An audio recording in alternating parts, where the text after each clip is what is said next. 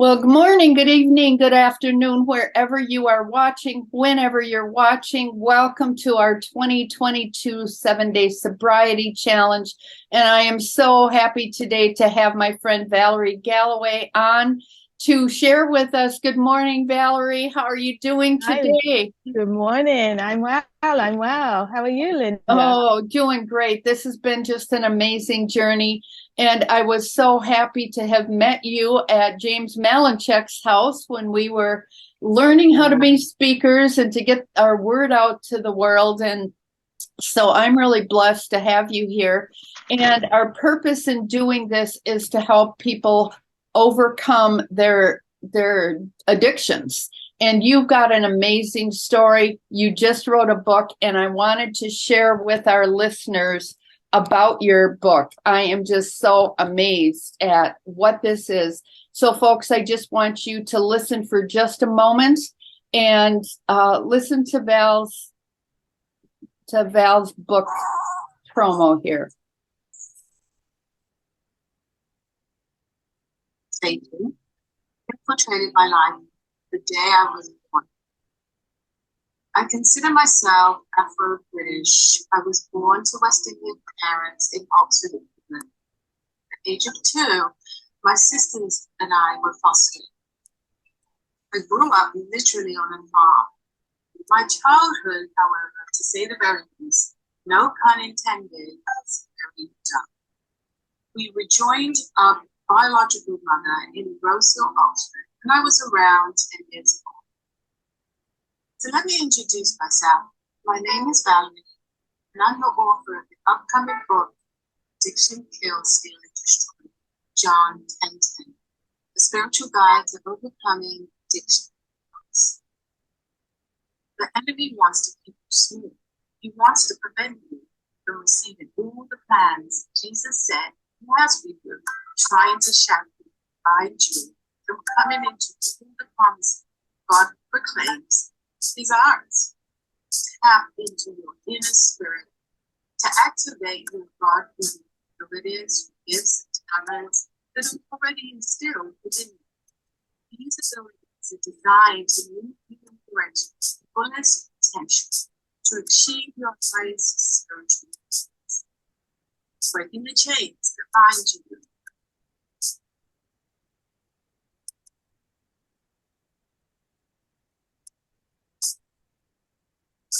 What an amazing book. I can't wait Thank to you. read this. This is going to be so amazing. So this Thank you, is Linda. just a beautiful, beautiful thing. And I'm just so excited to have you share a little bit about your story. You've had just a terrible, not only life, but in recent years, you've gone through some real tragedy that just really broke my heart. And yet you are using it for good, for God's glory, and to bring other people out of their addictions and into the fullness of life. So Yeah. tell us kind of what's at the core of why you wrote this book. So, Linda, first of all, I want to thank you for having me on today. As you said, we met at James Malinchek's mansion, and what a blessing it was. And I know that was God ordained because God works through so many of us to facilitate his purpose in life. And so that's one of the reasons also why this book came into fruition for me, because I felt God speak to me in the development of writing this book. It was a burning drive, I would say, to write a book on an experience that I had had back in 2019. But prior to that experience, well, let me just say the book revolves around loss. And I had had three significant loss back to back. But the one, so first of all, it was my dog in 2016. And as you know, if you're a pet lover, your dog is like a family member. So this dog was with our family for 16 years. And so he died of natural causes, but that was a very devastating loss for me. And that was the onset of my grief journey. It started with my dog back in 2016. Then in 2018, I lost my mom. And again, natural causes, and that pretty much devastated me as well. And then the third and final loss happened in 2019. And that was the death of my son's father. He and I were together for 10 years.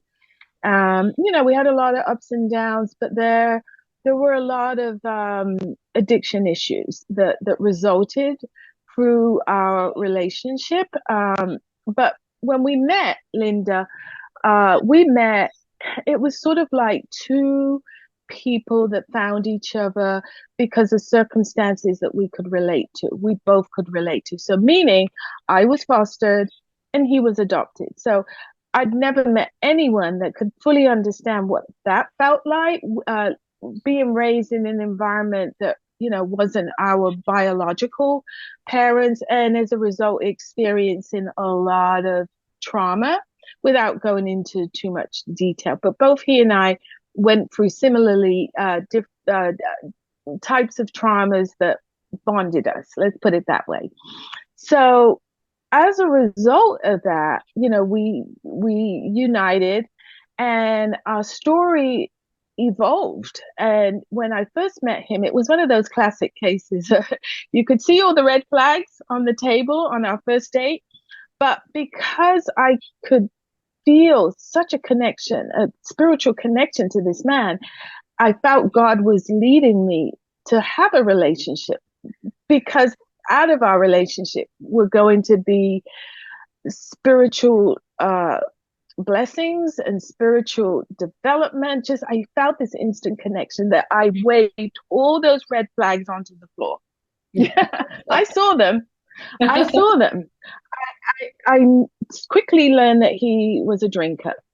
And, there were many times that I experienced a lot of discord as a result of his drinking, but I loved him wholeheartedly and I wanted to make our relationship work. But the drinking, it evolved. It was a situation when you first meet someone and we share our stories, right? And you could see the brokenness, but we both professed that we'd risen above the brokenness, right? And I believed him.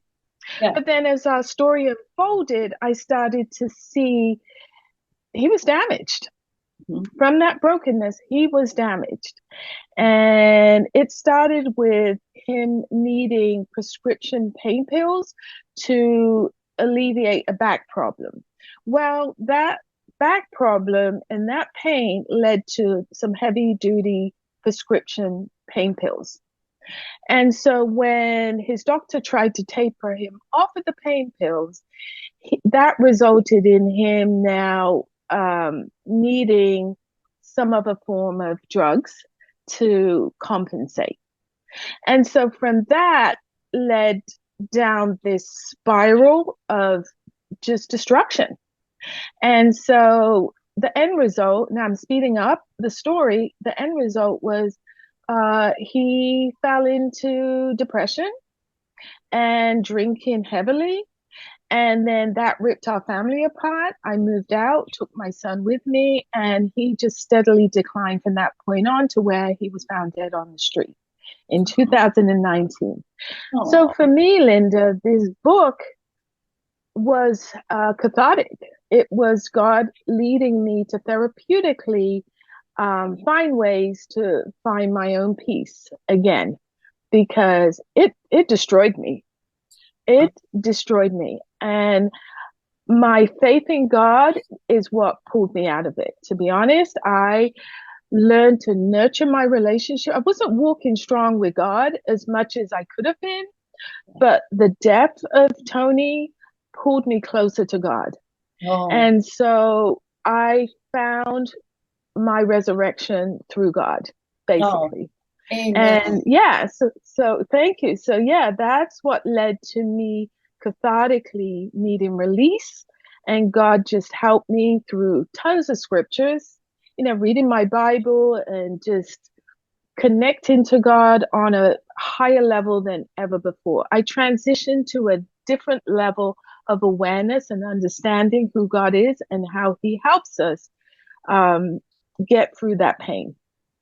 Well, when you mentioned about moving out, I mean, that came at it was not a easy, quick decision. It was after a lot of abuse and fear and negativity, and your son being at risk and being put in danger. And I think that's one of the things that the people who may be watching, who are wondering, do I really want to take a 7-day sobriety challenge? How much is too much? Do I really need to quit?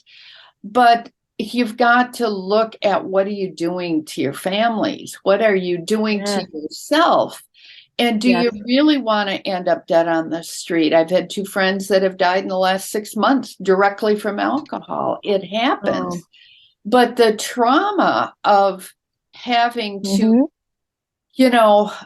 trust God. God, help me get through this. And the forgiveness, if you go over and over, but sometimes you have to draw the line for somebody to hit bottom. And unfortunately, the hard thing is, bottom for some people is death. Yeah. And that has got to be so tough to deal with. And I'm sure that's part of what your book is about, is the grieving process. And of course, that you've also written that you're going to offer people, right? Yes, absolutely, Linda. So the grieving, honestly, I mean, because loss is one of the most traumatic life events, right, that we can all experience. It impacts us all, regardless. It's inevitable. Death is inevitable. One way or another, we're going to experience it, whether it's by natural causes or some unfortunate circumstance, as in my particular case. So, I'm not going to lie. I had moments where the enemy tried to condemn me and make me believe I was the fault of his death. So, I lived in a lot of guilt and shame and remorse. And, I was feeling like I was one of the nails. You think of a coffin, you think of a square box, right? I felt like I was one of the nails that sealed shut his fate on his coffin. And so living with that type of guilt was so excruciating for me emotionally, that the more I prayed to God for release of that condemnation, the more he revealed himself to me. And listen, I'm a Christian, I always have been, but again, I wasn't walking as strong as I could have been. And this death is what pulled me closer to God, to where I was able to, and I really feel like God spoke to me, Linda, in telling me, write this book, because that will release you from all the, shame and the guilt that you are carrying. That's a lot of luggage. He wanted me to lighten that load. Right. Absolutely. So, well, and so many alcoholics and addicts and other people with addictions want to blame everybody else for their addiction. Well, if you really loved me, you would never kick me out. You wouldn't do that. You wouldn't divorce me. You wouldn't keep my kids from me. But they don't want to take responsibility. I was one of those people. 46 years I've been walking this road of recovery myself. And it's not an easy road. And fortunately, I never got picked up for drunk driving or doing all the illegal things that I did. But there's no doubt the damage was done during those episodes of addiction. So we just have to, we've got to all make a decision. Is this really the way I want to live my life? Right. Am I done yet? Right. Whether you're a loved one or whether honestly, Val, I think if we admit it, we all have some addictive qualities or tendencies. Yes. And for a lot of us who quit drinking, and then it goes to food. And, or it could be social media, Yes, for me, it was retail therapy. I mean, I had some addictive, issues myself, like you. I relied on alcohol to get me through a lot of the pains. And honestly, that's what drew Tony and I together. We had so many things in common. When you come from a background that is filled with a lot of pain, you use it as a crutch. And like you, alcohol was my crutch, and also retail therapy. I mean, I maxed out credit cards. Oh, wow. I had that Retail instant therapy. gratification. Yeah, I had that instant gratification in going into these stores and purchasing all these things, that beautiful things. But then when that bill came in, you know, Yeah, that was also an addiction for me, right. Wow. emotional eating.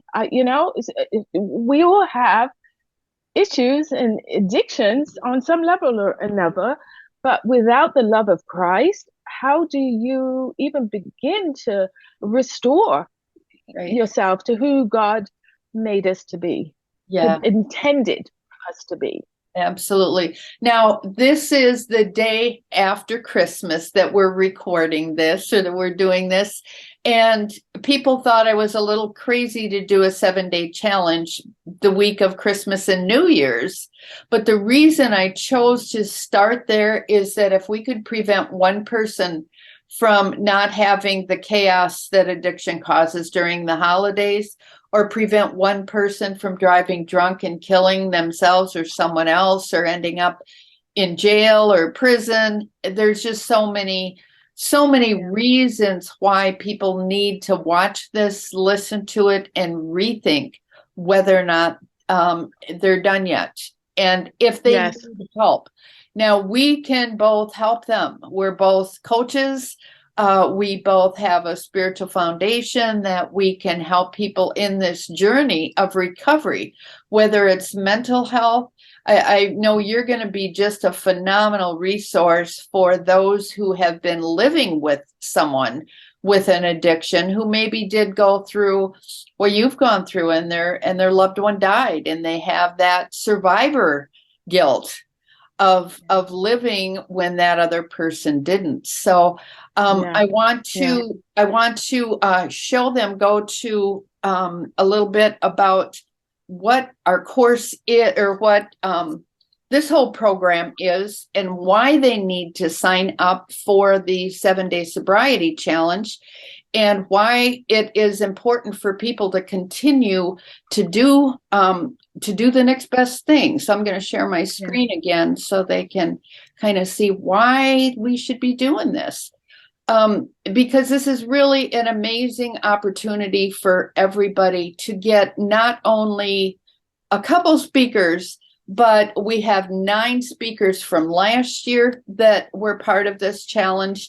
And we got way more than 15. When I put this thing together, we had like 9. Now we're going to have over 20 speakers together. Beautiful. I wrote an ebook on how to stay sober, and it's not just 7 days. It's got 7 keys that saved my life, and that's why I wrote it. You're going to get that for a free download. You get to attend these daily talks, and then I'm putting my meditation book. I don't think you even have a copy right here. It's you can see it behind me here. It is 365 daily meditations for those who want to hear God answer life's toughest questions, like, God, why did this happen? Why did Tony die? What could I have done different? What should I do today? I prayed. So the name of it is Speak to Me, God, I'm listening. If we don't listen to what God is leading us to do, write a book, do a 7-day challenge, neither of us would be here had we not listened to what God asked us to do. So I want you to sign up for that, and then you'll get this download, because, in part, you had to identify all of these things, Val. What's the problem? When did you get sick of the insanity to say enough's enough? And then finding hope and giving up. Even we all have to give up to that thing that has a hold on us.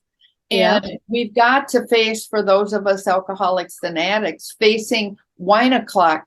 For some people, it is going home alone at night after work. and it's having those memories, it's those triggers. And, are we playing it to the end? And then from mess to success, we got to keep it going. And then the rest of your life, there's all kinds of resources in here. And we're going to get lots more resources for everybody. But her book is coming out this next month. Yeah. So we're going to keep it out. And it's coming out by TBN Network, right, Val? Yes. Oh, let me share that story. Tell that story. That's so cool. Okay, so how that came about, Linda, again, it was God divined. It came from out of nowhere. But when we say nowhere, we know it is all God intended, right? So here's what happened. I basically went into a cocoon where it was just me and God. I shut the whole world out, and I leaned very heavily on his leading, right? And I started to really pay attention to how God was speaking to me. And so in watching, so I love TBN. It's one of my favorite TV stations. And I would still do to this day, listen to it every morning before I get ready to go to work. I work in a major New York City hospital, right?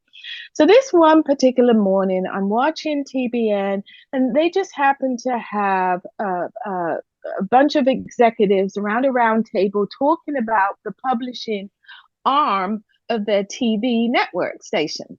And so they were encouraging people that had manuscripts that they wanted to get out there in the world globally, Christian based, of course.